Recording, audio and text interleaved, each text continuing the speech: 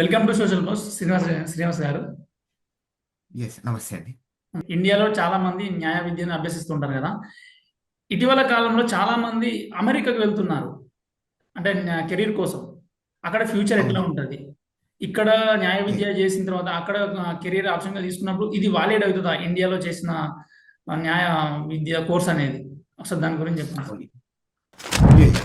Yeah! Yeah! తప్పకుండా అండి. అంటే which is really nice question. అంటే ఈ మధ్య మీరు బాగా చూసుకుంటే మాత్రం ఎందుకు మోర్ పీపుల్ ఆర్ అంటే లా స్టూడెంట్స్ కానీ వీళ్ళందరూ అమెరికాకి రావాలి అని చాలా ఇంట్రెస్టెడ్‌గా ఉన్నారు.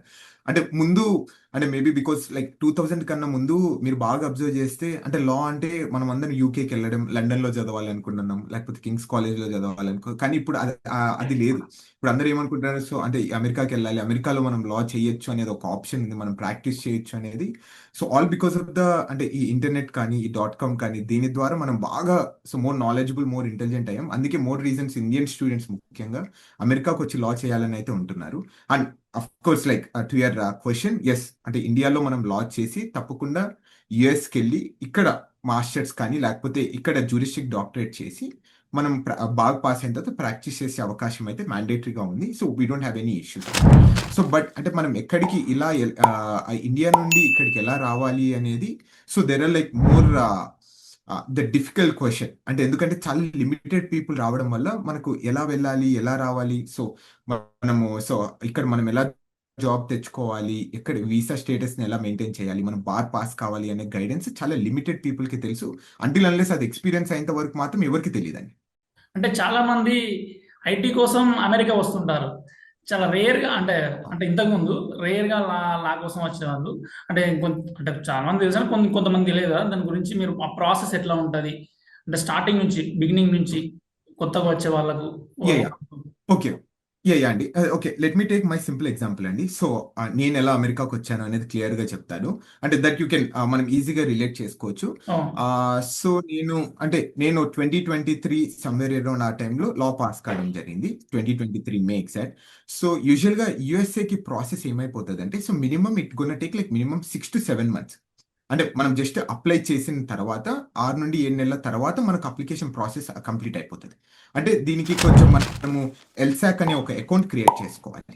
అంటే ఎందుకంటే మనము ఆల్రెడీ ఇండియాలో బ్యాచిలర్స్ చేసాం కాబట్టి క్రెడిటెడ్ యూనివర్సిటీలో బ్యాచిలర్స్ చేయాలి మనం. అంటే క్రెడిటెడ్ యూనివర్సిటీస్ అంటే which is well recognised by the Bar Council of India. So అవును. ఆ క్రెడిటెడ్ యూనివర్సిటీస్‌లో చేసిన తర్వాత మనం ఎల్సాక్ అకౌంట్ ఓపెన్ చేసి మనం అక్కడ అన్ని కాలేజెస్ ఉంటాయి. అంటే మనం what are the college we would like to apply అనేది. అంటే నార్మల్‌గా కొన్ని కాలేజ్‌కి కొన్ని కండిషన్స్ లేకపోతే ఫీ స్ట్రక్చర్ గాని, లేకపోతే వాళ్ళు ఆఫర్ చేసే కోర్సెస్ కానీ ఇవన్నీ మనం సెలెక్ట్ చేసుకొని కొన్ని కాలేజెస్ తీసుకోవాలి. అది తీసుకొనిన తర్వాత మనం ఈ టోఫెల్ కానీ, ఐఎల్టీఎస్ కానీ ఒక ఎగ్జామ్ అనేది ఉంటది. అంటే ఆఫ్‌కోర్స్ లైక్ ఎవరీవన్ అది బేసిక్ ఇంగ్లీష్ టెస్ట్.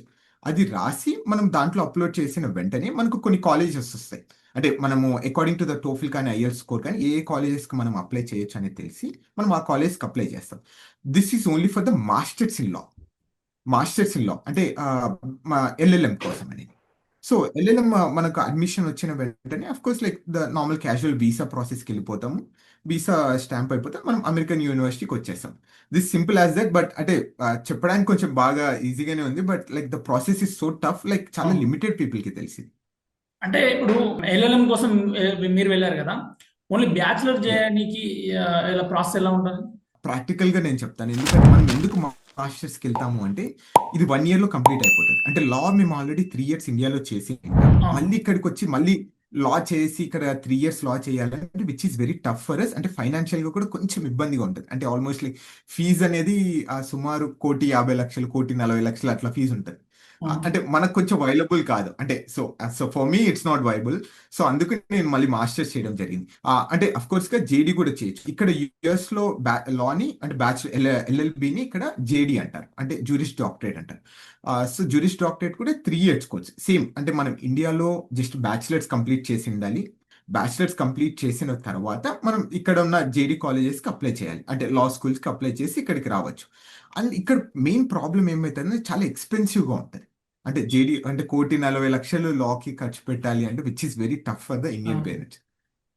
అండ్ ఇంకొకటి దాని తర్వాత ఏమైపోతుందంటే మనకు వీసా ప్రాబ్లం అనేది చాలా కన్స్ట్రెయిన్. అండ్ ఎప్పుడైనా వీసా అనేది మనకి ఇష్యూస్ ఉంటాయి. అంటే నాన్ ఇమిగ్రెంట్స్ కి ఈ రోజు అవును. కాకపోయినా రేపైనా వీసా ఇష్యూస్ అనేది వస్తాయి. సో దీంట్లో ఏమవుతుందంటే మనము 3 ఇయర్స్ జేడీ చేసిన తర్వాత మనకు 1 ఇయర్ మాత్రమే ఇక్కడ వర్క్ ఆథరైజేషన్ వస్తుంది.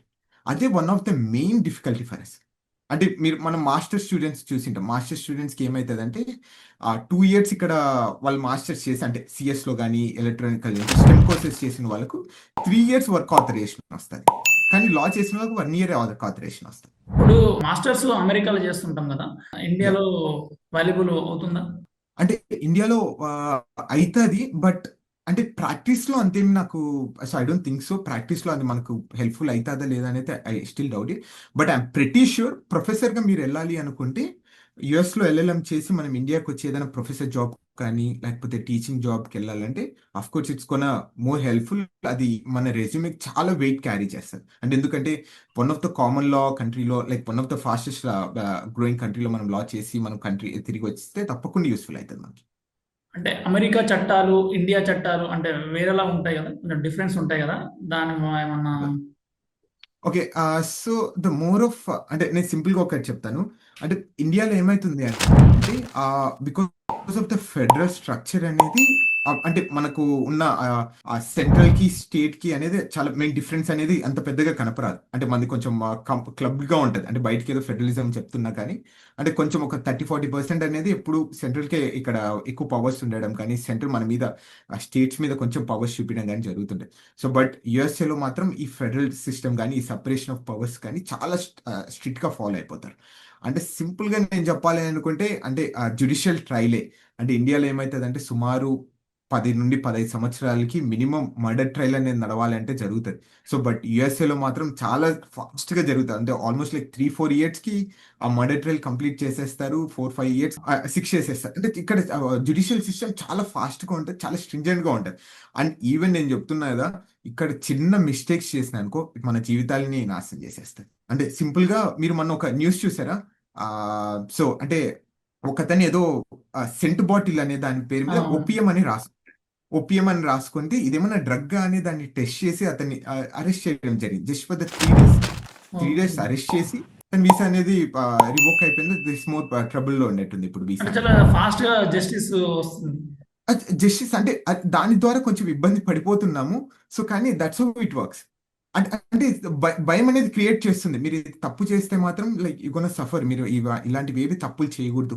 అండ్ అండ్ ఇక్కడ ఏమవుతుంది అంటే వాట్ హ్యావ్ సీన్ ఇక్కడ అంటే మీరు ద క్రిమినల్ సైడ్ అది అటు ఇటుగా చూస్తారేమో కానీ మోరల్ క్యారెక్టర్ కానీ అంటే మోరల్ అంటే మోరల్ క్యారెక్టర్ కానీ ఒకవేళ దెబ్బతింటే మాత్రము చాలా సీరియస్ గా తీసుకుంటారు ఇక్కడ.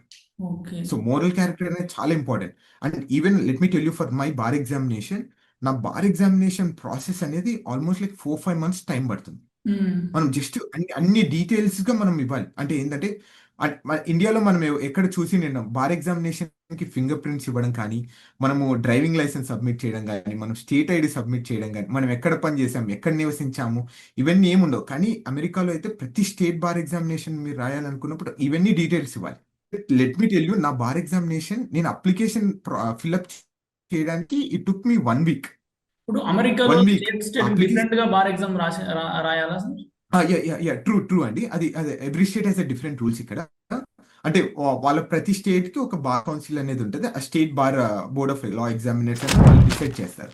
అంటే ఇక్కడ ఏమైతుందంటే ఎవ్రీ స్టేట్ కి డిఫరెంట్ డిఫరెంట్ రూల్స్, అంటే క్రిమినల్ లాలో డిఫరెంట్ డిఫరెంట్ రూల్స్ ఉండడం వల్ల అంటే డిఫరెంట్ డిఫరెంట్ స్టేట్స్ కి ఈ క్రిమినల్ లాలో చాలా అథారిటీ ఉంటాయి. అందుకు వాళ్ళు రెడీ చేసుకుంటారు. దాని అనుగుణంగానే మీరు అక్కడ ప్రాక్టీస్ చేయాలంటే ఆ బార్ పాస్ అయిన తర్వాత లేకపోతే అక్కడ మీరు వేవిన్ అయిన తర్వాత అక్కడ ప్రాక్టీస్ చేయాలి. అంటే ఒక చిన్న సింపుల్ ఎగ్జాంపుల్ చెప్తాను. మనము ఇండియాలో ఎలా అవుతుందంటే ఇప్పుడు తెలంగాణ వాళ్ళు వచ్చేసి ఆంధ్రప్రదేశ్ అడ్వకేట్స్ ని వచ్చి గైడెన్స్ కానీ ఏదైనా లీగల్ అడ్వైస్ తీసుకుంటే ఇస్తారు. అంటే మీరు ఫర్ ఎగ్జాంపుల్ నేను ఆంధ్రప్రదేశ్ లో ఉన్నప్పుడు మీరు హైదరాబాద్ వాసిగా నా దగ్గరికి వచ్చినప్పుడు నీతో మీకు గైడ్ చేయడం కానీ నేను వచ్చి మీకోసం అక్కడ ఫైట్ చేస్తాను.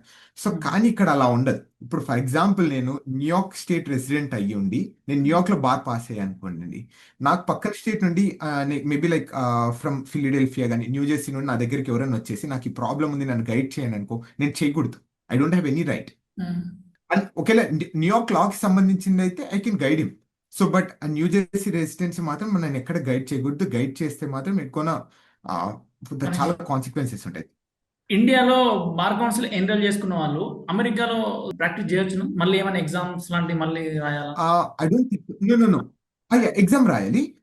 సో అది కూడా, so which is very nice question అండి. And there are some California state అనేది one of the largest, like, so అక్కడ ఏమవుతుందంటే మీరు ఏ కామన్ లా కంట్రీలో అంటే ఇండియా కానీ యూకేలో కానీ మీరు లా చేసి అక్కడ మీరు రిజిస్టర్ అయి ఉంటే మీరు డైరెక్ట్గా ఇక్కడికి వచ్చి బార్ ఎగ్జామినేషన్ రాయొచ్చు చెప్పండి.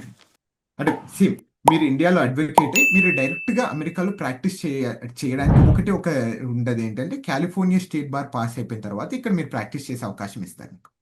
ఓకే. ఓన్లీ ఆ స్టేట్ కి ఒకటే ఉంది ఎగ్జామ్షన్, మిగతా ఓన్లీ దేనికి ఒక లేదు. స్టేట్ కి. మిగతా ఆ ఒక్క స్టేట్ కి ఉండేది. మిగతా స్టేట్స్ అంతా మీరు చేయాలంటే ఇక్కడ ఐదర్ మీరు మాస్టర్ ఎల్ఎల్ఎం అన్న చేయాలి, లేకపోతే జేడీ అన్న చేయాలి, లేకపోతే ఇక్కడ లా పిహెచ్డి అన్న చేసిండాలి. ఒకటి, ఇండియాలో మనం లాయర్ అంటుంటాం న్యాయవాద వృత్తిలో. అవును. అక్కడ ఏమని పిలుస్తారు? సో ఇక్కడ అటార్నీస్ అంటారు. ఉమ్. అటార్నీ పాస్ కాకముందు అంటే బార్ ఎగ్జామినేషన్ పాస్ అయిన తర్వాత అటార్నీస్ అంటారు. సో ఇండియాలో కూడా let me tell you simple thing. Just after like law complete అయిన తర్వాత ఇండియాలో లా కంప్లీట్ అయిన తర్వాత మీరు బార్ కౌన్సిల్లో రిజిస్టర్ కాకముందు మిమ్మల్ని లాయర్ అంటారు. లాయర్ అంటారు. తర్వాత ఆ, అడ్వకేట్. మీరు యా సో బార్ కౌన్సిల్లో రిజిస్టర్ అయిన తర్వాత మిమ్మల్ని అడ్వకేట్ అంటారు. అవును.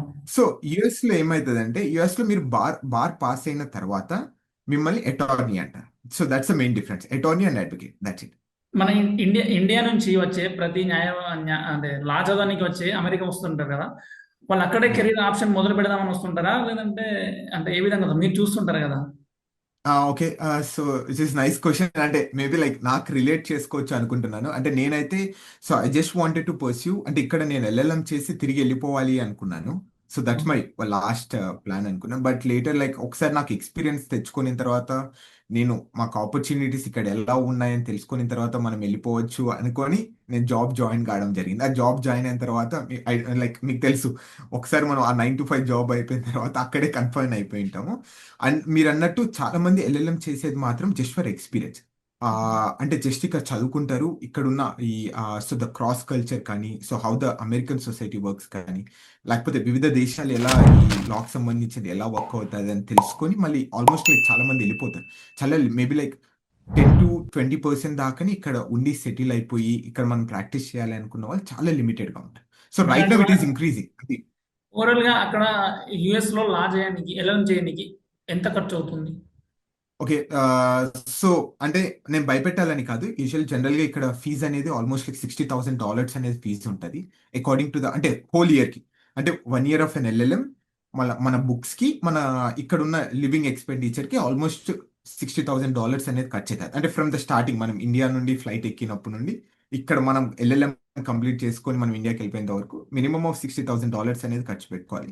అండ్ ఇక్కడ ఏమవుతుందంటే ఎల్ఎల్ఎం వాళ్ళకు కూడా స్కాలర్షిప్స్ అనేది ఇస్తారు, మ్యాండేట్. అంటే చాలా మందికి అకార్డింగ్ టు దేర్ మనకి ఎక్స్పీరియన్స్ కానీ, మనకు మంచి ఎడ్యుకేషనల్ క్రెడెన్షియల్స్ ఉన్నా కానీ, లేకపోతే మన ఐఎల్స్లో టోఫీలో మంచి స్కోర్ వచ్చినా కానీ ఇక్కడ కొన్ని స్కాలర్షిప్స్ అనేది ప్రొవైడ్ చేస్తాయి యూనివర్సిటీస్ కానీ. సో దాంట్లో ఆల్మోస్ట్ లైక్ 30 to 40% అనేది స్కాలర్షిప్ వస్తుంది. సో మేబీ దట్స్ కొన come around $34,000 $40,000, minimum of 30 lakhs ఖర్చు అవుతుంది అని అయితే నేను అనుకున్నాను. 30 to 35 lakhs అనేది ఎల్ఎల్ఎం చేయడానికి ఖర్చు అవుతుంది. అంటే ఇది మనం భయపెట్టాలని కాదు, అంటే మోర్ ప్రాక్టికల్ వే నేను చెప్పాలనుకుంటున్నాను.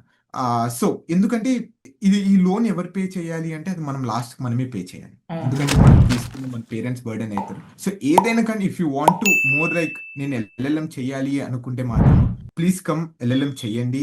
So they won't be any issues. కానీ వి ఆల్సో మనం అంటే ఫైనాన్షియల్ అనేది చాలా ఇంపార్టెంట్. అండ్ ఎందుకంటే మనం ఇంత ఖర్చు పెట్టి తర్వాత మళ్ళీ మనం పార్ట్ టైం చేస్తాము, మనం 20 hours ఆన్ ద క్యాంపస్ ఎక్కడైనా వర్క్ చేస్తాము అది అనుకొని మనం చదువుని నెగ్లెక్ట్ చేస్తూ ఉంటుంటాం. సో అది చేయకోకుండా, సో మీరు కొంచెం ఆ 2 or 3 ఎక్స్పీరియన్స్ కొంచెం ఫైనాన్షియల్ గా స్టెబుల్ గానీ ఇండిపెండెంట్ అయిన తర్వాత సో మీరు ఇక్కడికి వచ్చి మీరు తప్పకుండా ఎల్ఎల్ఎం చేయమని, లేకపోతే I can also recommend some colleges if you wanted to. అమెరికాలో కెరియర్ లా లా వృత్తిని కెరియర్ తీసుకుంటే ఎలా ఉంటుంది ఫైనల్ చెప్పండి? అంటే మీరు అక్కడే కదా. సో అంటే నేను కూడా కొన్ని సినిమాల్లో చూసి నేను కూడా ఇన్స్పైర్ అయ్యి యూఎస్ లో లా చేద్దామని వచ్చాను. So which is really good. So I can say అంటే అంటే ఇక్కడ కొంచెం ఎలా చెప్పాలి అంటే చాలా బాగుంటుంది అఫ్ కోర్స్ గా. సో ద వర్క్ కల్చర్ కానీ వర్క్ ఎన్వైరన్మెంట్ కానీ అంటే మనం ఆ సినిమాల్లో చూసే ఎక్స్పీరియన్స్ అయితే తప్పకుండా సో మేబీ అంత మీట్ కాలేకపోవచ్చేమో కానీ లైక్ మేబీ లైక్ 30 to 40% అయితే మనం మీట్ కావచ్చు. ఆ వర్క్ కల్చర్ కానీ ద వే వి కొన్న లివ్ కానీ మన లివింగ్ స్టైల్ కానీ లివింగ్ కండిషన్స్ కానీ కంప్లీట్ గా డిఫరెంట్ గా మారిపోతాయి. So I'm pretty sure like చాలా బాగుంటుందని అయితే నేను అనుకుంటున్నాను. ఐ హావ్ బీన్ డూయింగ్ కాబట్టి. So hoping for best. అంటే నేను కూడా లైక్ ఓన్లీ లైక్ 4 months అయింది నేను కూడా job join as a pre bar associate. Okay. But it takes some time. Like నేను కూడా నాకు కూడా కొంచెం నేను మీ అందరికి సజెస్ట్ చేయాలన్నా కానీ కొంచెం టైం పట్టింది. అవును. అంటే లాంగర్ టర్మ్కి ఎలా ఉంటుంది అని. Thank you sir. Thank you.